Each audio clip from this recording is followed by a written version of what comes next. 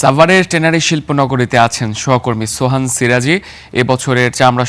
সংরক্ষণ পরিস্থিতির বিস্তারিত জানতে যুক্ত হব তার সাথে। সোহান, আপনার পেছনেও আমি দেখতে পাচ্ছি যে বেশ অনেকগুলোই চামড়া সংগ্রহ করা হয়েছে। এবছর চামড়ার প্রত্যাশার থেকেও বেশি সাপ্লাই পাওয়া গিয়েছে, তো সেখানকার পরিস্থিতি একটু জানাবেন যে সিইটিপির সক্ষমতা অনুযায়ী কি চামড়া বেশি এসেছে কিনা, বা ওভারঅল কি পরিস্থিতি সেখানে, বিষয়গুলো একটু বিস্তারিত জানাবেন। তামজিদ,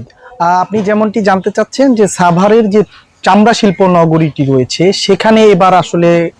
যদি বলি যে কি পরিমাণ চামড়া এখন পর্যন্ত সংগ্রহিত হয়েছে, সেটি যদি বলি কুরবানির যে দিনটি ছিল, কুরবানির দিন থেকে গতকাল পর্যন্ত এখানে প্রায় 5,27,000 পিস যে চামড়া সেটি কিন্তু তারা সংগ্রহ করেছে। এবং গতকালের পর থেকে আজ থেকে কিন্তু আর কোনো চামড়া কিন্তু এই চামড়া শিল্প নগরীতে আর আসছে না। এবং যে চামড়াগুলো তারা সংগ্রহ করেছে সেগুলোকে আপাতত লবণ মাখিয়ে তারা কিন্তু এই যে এইভাবেই আমার পেছনে যেভাবে দেখছেন এইভাবে স্তূপ করে রেখেছে। এর পাশাপাশি চামড়া শিল্প নগরীর বাইরে কিন্তু কিছু কাঁচা চামড়ার যে আড়তদার যারা রয়েছে তারাও কিন্তু যে হিসাবটা আমরা পেয়েছি আনুমানিক প্রায় 50,000-এর মতো তারাও কিন্তু চামড়া এই ট্যানারির ঠিক বাইরেই যে লাগোয়া যে সড়কটি রয়েছে সেই সড়কের দুপাশে অবস্থিত যে আড়তগুলো রয়েছে সেখানে কিন্তু তারা সেগুলো সংরক্ষণ করে রেখেছে। এবং তারাও কিন্তু একই প্রক্রিয়া এইভাবে লবণ মেখে কিন্তু তারা সেগুলো সংগ্রহ করছে এবং সংরক্ষণ করছে, এবং সেটি এইভাবে কিন্তু চলতে থাকবে প্রায় আরও 1 সপ্তাহ। এরপরেই কিন্তু এগুলোকে যে ওয়েট ব্লু মেশিন রয়েছে সেখানে নিয়ে তারা সেই যে চামড়া যে প্রক্রিয়াকরণের যে পদ্ধতি সেইখানে কিন্তু তারা যাবে। তো আরেকটি বিষয় আপনি জানতে চেয়েছেন যে সিইটিপির যে বিষয়টি, এটি কিন্তু বরাবরই আমরা যেটি জানি যে সিইটিপি যে শোধনাগারের যে ধারণ ক্ষমতা তার চেয়ে কিন্তু বরাবরই অধিক পরিমাণ চামড়া কিন্তু এখানে আসে, এবং সেই ওয়েস্টগুলো কিন্তু এখান থেকে নির্গত হয়ে পাশে যে ধলেশ্বরী নদী রয়েছে এর বা এর পাশের যে এলাকাগুলো রয়েছে সেখানে কিন্তু সেটি দারুণভাবেই কিন্তু একটি যে পরিবেশের যে ক্ষতি সাধন করে থাকছে। তো এবং এখানকার ব্যবসায়ী যারা রয়েছে তারা কিন্তু বারবারই বলছে যে সিইটিপির যে ধারণ ক্ষমতা সেটি কিন্তু আরও বৃদ্ধি করতে হবে, এবং এই লক্ষ্যে কিন্তু ইতিমধ্যে এখানে যে সংশ্লিষ্ট যে মন্ত্রণালয়ের মন্ত্রী রয়েছে বাণিজ্য এবং শিল্পমন্ত্রী তিনি কিন্তু এখানে পরিদর্শন করেছে, এবং সেটি পরিদর্শনের মাধ্যমে তিনি কিন্তু বলেছে যে এই চামড়া শিল্প টিকিয়ে রাখার জন্য এবং সেটিকে আরও উন্নতিকরণের জন্য যা যা করণীয় বর্তমান সরকার সেগুলো উদ্যোগ নিবে, এবং উদ্যোগ ইতিমধ্যেই তারা নিচ্ছে। এবং আর এর পাশাপাশি আরেকটি বিষয় যদি জানিয়ে রাখি, এবার কিন্তু এই সাভারের যে চামড়া শিল্প নগর রয়েছে এখানকার যারা সংশ্লিষ্ট রয়েছে তারা বলেছে এবার তাদের লক্ষ্যমাত্রা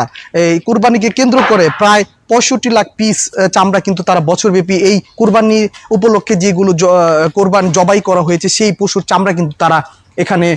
নিয়ে আসবে, এবং সেটি ধাপে ধাপে আসবে। দেশের বিভিন্ন অঞ্চলে যে চামড়াগুলো রয়েছে এখন পর্যন্ত সংরক্ষিত সেগুলো কিন্তু তারা নেবে। এর পাশাপাশি দামের যে বিষয়টি যেটি নিয়ে বরাবরই আমাদের একটি অভিযোগ আমরা শুনে থাকি যে দাম নির্ধারণের ব্যাপার, সরকার কিন্তু যে দামটি নির্ধারণ করে সেটি কিন্তু লবণযুক্ত যে চামড়া রয়েছে সেই চামড়া কিন্তু এই ট্যানারি শিল্প নগরীতে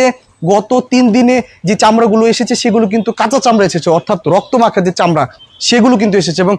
তারা বলছে যে এই রক্তমাখা চামড়ার কিন্তু কোনো দাম সরকার নির্ধারণ করে না, সেটি নির্ধারণ করলে যে ঈদের দিন থেকে যে একটি যে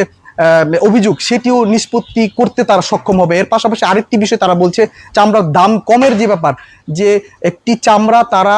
যেখানে এইবার এই চামড়া শিল্প নগরীতে প্রায় 800 টাকা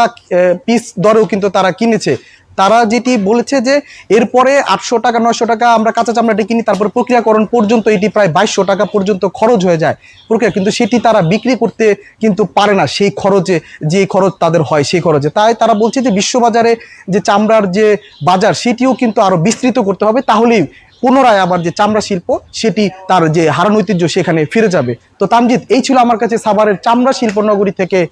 চামড়া প্রক্রিয়াকরণ এবং চামড়া সংগ্রহের সবশেষ তথ্য।